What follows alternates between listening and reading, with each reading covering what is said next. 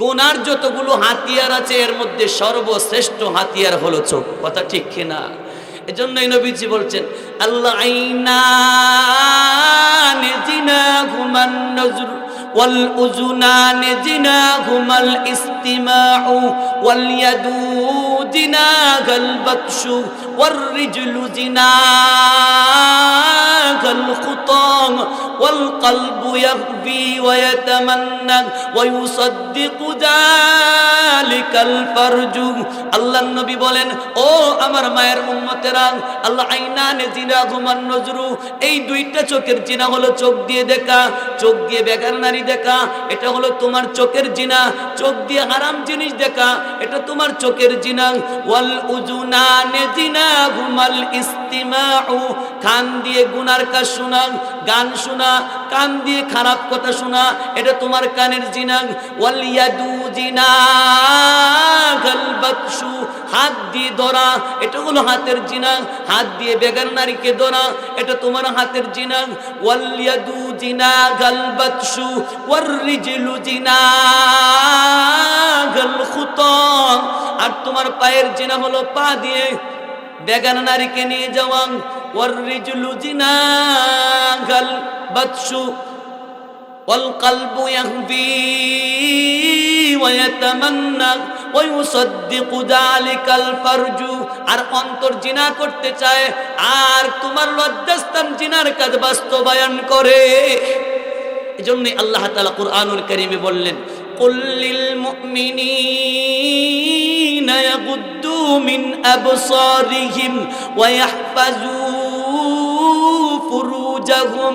ও বিশ্ব নবী সাইয়্যিদুল মুরসালিন, আপনি আমার মুমিন বান্দাদেরকে বলে দিন, ইয়াগুদ্দু মিন আবসারিহিম, তারা যাতে তাদের এক নাম্বার চক্ষু হেফাজত করে, দুই নাম্বার ওয়া ইয়াহফাজু ফুরুজাহুম, তারা যাতে তাদের লজ্জাস্থান হেফাজত করে।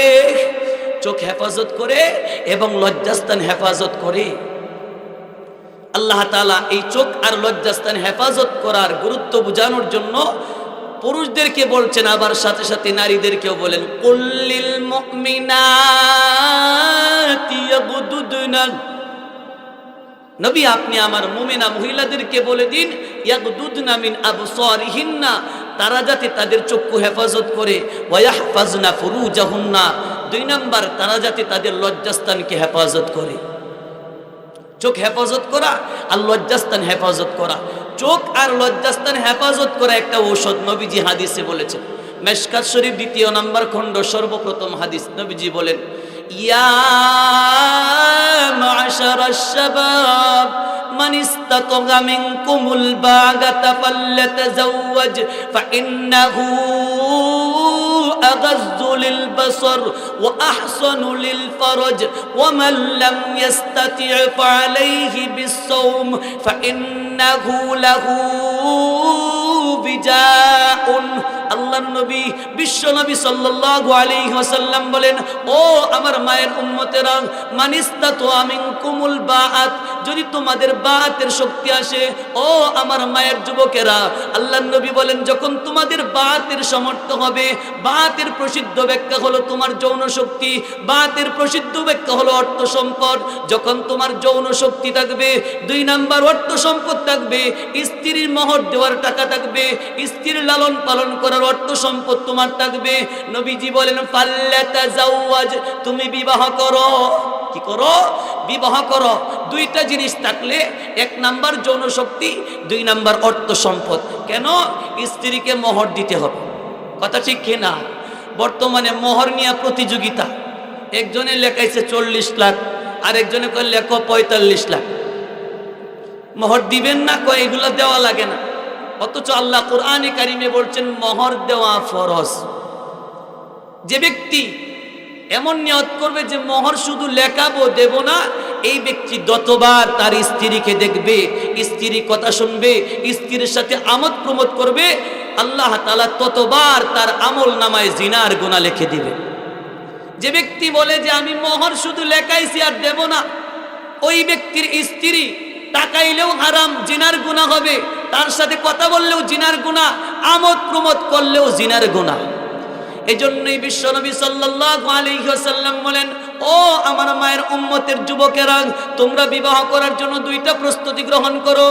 1 নাম্বার যৌন শক্তি, 2 নাম্বার তোমার অর্থ সম্পদ।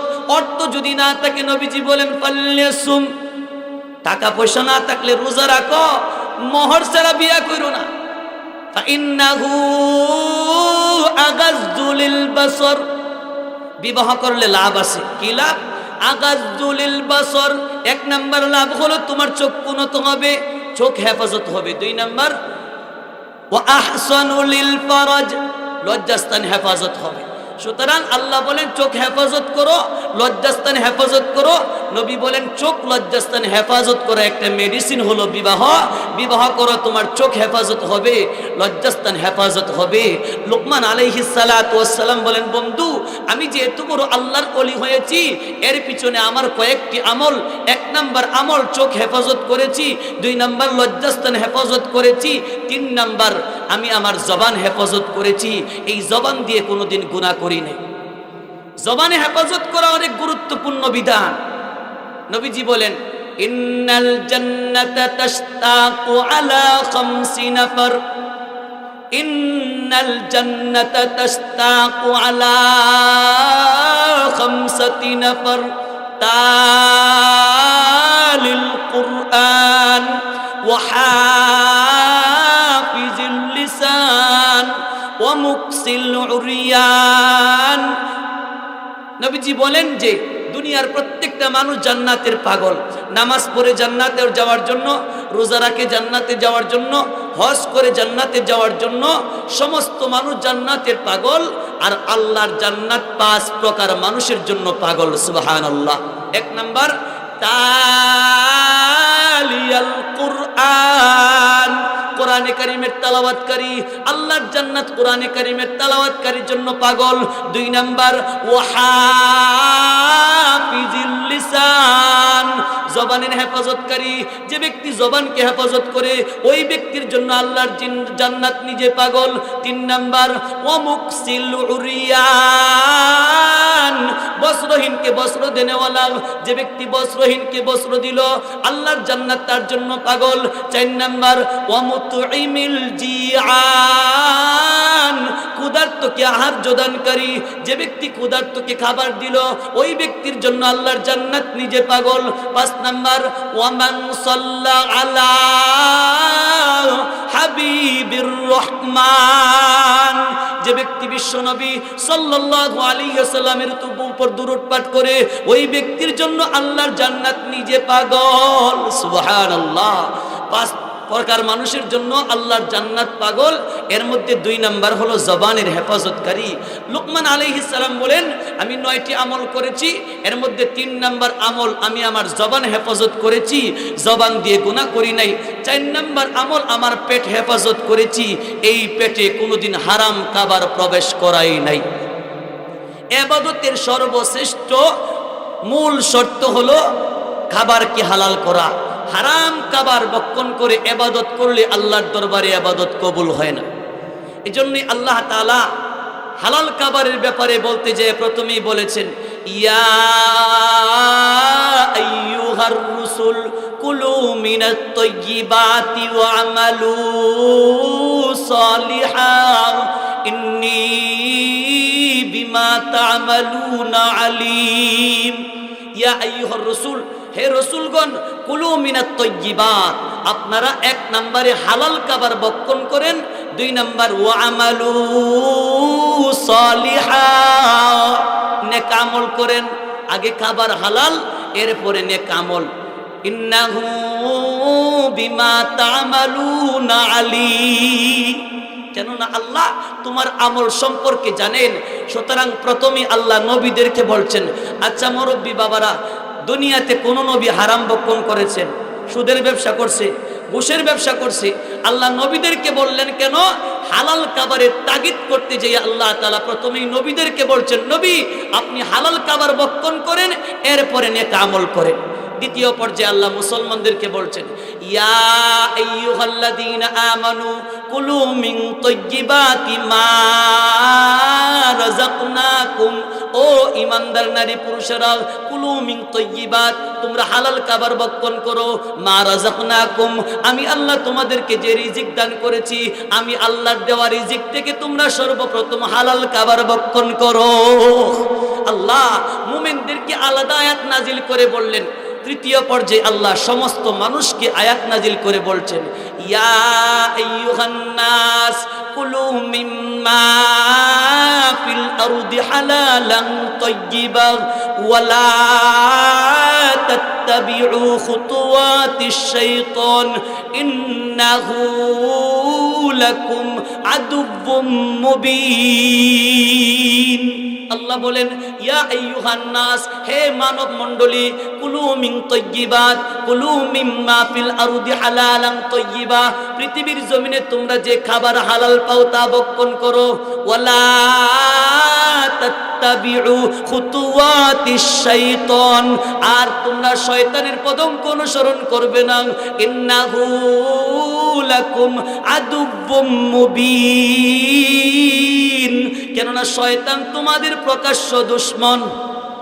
তাহলে আল্লাহ সমস্ত মানুষকে বলছেন হালাল খাবার, অর্থাৎ পৃথিবীতে যত জাতি এসেছে আল্লাহ তাআলা বলেন, তুমি মুসার হও, হিন্দু হও, খ্রিস্টান হও, বৌদ্ধ হও, নাসারা হও, তুমি যে কোনো ধর্মের অবলম্বী হও না কেন, প্রত্যেকের উপর হালাল খাবার খাওয়া জরুরি। এজন্যই আল্লাহ তাআলা প্রত্যেকটি মানুষের জন্য, প্রত্যেকটি মানুষের অন্তরে হারাম খাবারের ঘৃণা সৃষ্টি করে দিয়েছেন। এজন্যই মুসার বেড়ায়ও সুদকুরকে ঘৃণা করে, হিন্দু বেড়ায়ও সুদকুরকে ঘৃণা করে, ইহুদিও সুদকুরকে ঘৃণা করে, নাসারাও সুদকুরকে ঘৃণা করে। পৃথিবীতে যত মানুষ আছে প্রত্যেকটা মানুষ সুদকুর আর মদকুর আর সুদকুর আর ঘুষখোরকে ঘৃণা করে। সুতরাং লোকমানে হাকিম বলে, ভাই আমি যে এত বড় আল্লাহর ওলি হয়েছি 9টি আমলের কারণে, এর মধ্যে 4 নাম্বার আমল হলো আমার পেট হেফাজত করেছি, এই পেটে কোনোদিন হারাম খাবার প্রবেশ করাই নাই। 5 নাম্বার আমল, আমি কোনোদিন মিথ্যা কথা বলি নাই। 6 নাম্বার আমল, আমি কোনোদিন ওয়াদা খেলাপ করি নাই। 7 নাম্বার আমল, আমি প্রতিবেশীর সাথে ভালো ব্যবহার করেছি, কোনোদিন প্রতিবেশীর সাথে খারাপ আচরণ করি নাই। 8 নাম্বার আমল, মেহমানের সাথে ভালো ব্যবহার করেছি, মেহমানের কদর করেছি, কোনোদিন মেহমানের সাথে বেকদরি করি নাই। 9 নাম্বার আমল, জবান দিয়ে কোনোদিন অনর্থক কথা বলি নাই, দেহ দিয়ে কোনোদিন অনর্থক কাজ করি নাই। এই 9টি কাজ করার কারণে আল্লাহ তাআলা আমাকে গোটা সৃষ্টির মধ্যে মর্যাদা দান করেছেন এবং আল্লাহর কাছেও আমাকে দামি বানিয়েছেন। সুবহানাল্লাহ। কেমন দামি বানিয়েছেন? তখনকার যুগের জামানার নবী দাউদ আলাইহিস সালাতু ওয়াস সালামের কাছে আল্লাহ ওহী নাজিল করলেন, পয়গম্বর দাউদ, তোমার উম্মতের মধ্যে একজন ব্যক্তির নাম লোকমান, এই লোকমানকে তালাশ করো, আমি আল্লাহ তাকে নবী বানাইতে চাই। সুবহানাল্লাহ।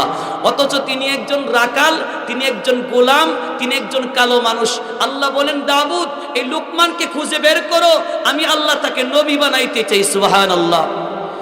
দাউদ আলাইহিস সালাতু ওয়াস সালাম বলেন, আল্লাহ, লোকমান নামের অনেক মানুষ আমার উম্মতের মধ্যে আছে, আমি কোন লোকমানকে তালাশ করব, তার কিছু নিদর্শন বলুন। আল্লাহ বলেন, ও নবীজি দাউদ, তুমি যে লোকমানকে তালাশ করবে, এই লোকমানের কপালের মধ্যে একটা কালো চিহ্ন আছে। তুমি যে লোকমানকে তালাশ করবে, এই লোকমান হলো একজন গোলাম।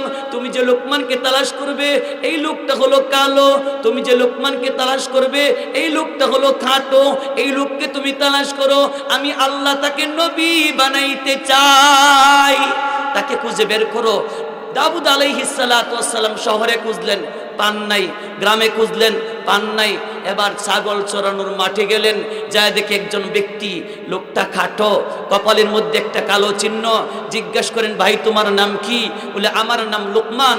আল্লাহর পয়গম্বর দাউদ বলে, আল্লাহ আমার কাছে ওহী নাজিল করেছেন, তুমি যদি নবী হতে চাও আল্লাহ তোমাকে নবী বানাইবে।